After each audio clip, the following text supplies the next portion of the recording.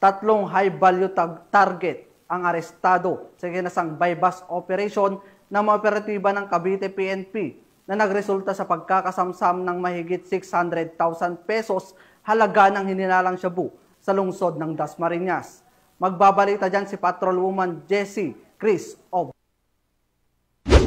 high-value individual ang nadakip sa ikinasang buy-bust operation ng pinagsanib pwersa ng Provincial Drug Enforcement Unit ng Cavite PPO at Dasmariñas Component City Police Station sa lungsod ng Dasmariñas, Cavite.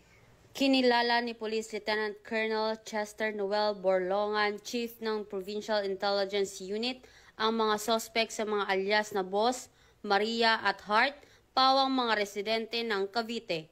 Na-recover mula sa mga suspect ang tinatayang 100 gramo ng hinihinalang shabu na may halagang 680,000 pesos, 4 na pirasong heat-sealed plastic sachet at isang 500 pesos na buy-bust money.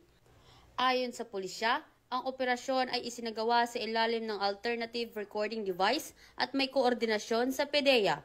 Kasulukuyang nasa kustodiya ng Dasmariñas Component City Police Station ang tatlong suspect habang inihahanda ang kasong isasampa sa paglabag sa Republic Act 9165 o Comprehensive Dangerous Drugs Act of 2002.